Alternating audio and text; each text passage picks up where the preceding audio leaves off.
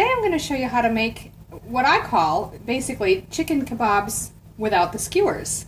Basically this recipe came about because I love making shish kebabs, you know, where you string your meat and different veggies on the skewers and grill them. But this particular day I just couldn't be bothered to sit and spend all that time, you know, stringing them on the skewers and firing up the grill. So I just thought, what if you just put all the veggies together in a roasting pan with all the same, you know, seasonings and put it in the oven? And it turned out really good. So give this a try. I'm going to start by preheating my oven to about 180, because I've got a fan force, you could go about 190 Celsius, which would be about 350 Fahrenheit.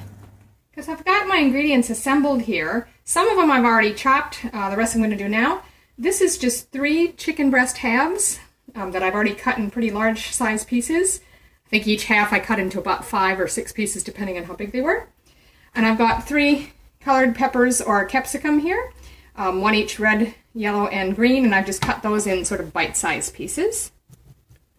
I've also got half an onion here, which I'm going to chop into thin wedges, and I'm going to chop this zucchini as well.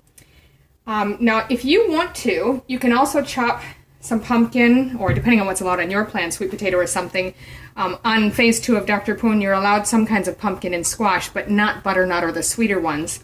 So this is just, I think they call it just a Jap pumpkin here. You could peel and cut this up and throw it in as well. I just find these relatively hard to peel when they're raw, and they're really slippery and get out of your hands a lot. So I'm just going to roast this on the side whole, and the peel will come off easier once it's cooked. For seasonings, I've got some fresh ground black pepper, some light salt, which is 50% less sodium, some thyme and rosemary, and some olive oil. I'm not going to actually measure, I just kind of wing it as I go, but I'll give you a rough idea of how much I'm using. So now let's go and chop my zucchini.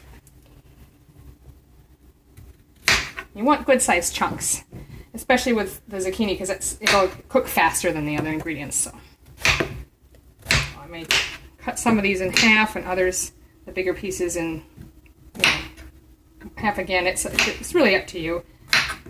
Now you could dice this if you want to. I'm actually just going to kind of cut it in wedges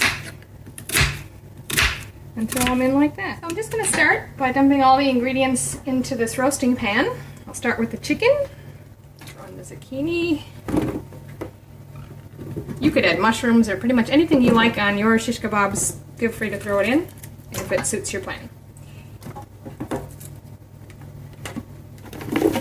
Now this is the part where I said I just kind of wing it. I probably would guess 2 to 3 tablespoons of olive oil. I'm just going to drizzle it over the top and then just season it light with your fresh ground black pepper. Again, I'm going to use the light salt, which is reduced sodium, maybe roughly half a teaspoon, and then probably about a teaspoon each of the thyme and the rosemary.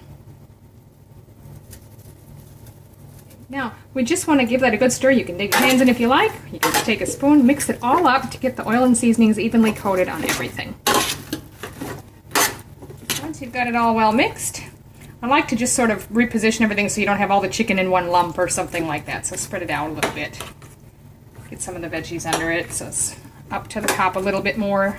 Now we're going to cover this with foil for about the first, I'd say 30 minutes, and then we'll uncover it and let it roast a little bit closer to the heat. Put that over the top. Try to wrap it tightly. It's a bit of a reach for this big pan, but try to wrap it to seal in the steam. Put that in, and we'll get the pumpkin going.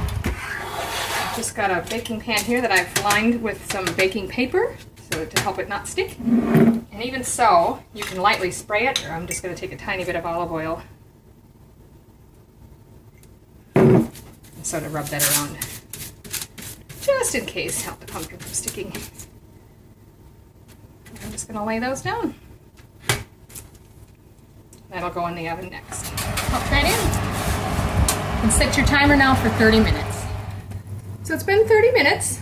I'm just going to pull out the pan with the chicken and veggies in it. Now careful so you don't get a steam burn. Just remove that foil.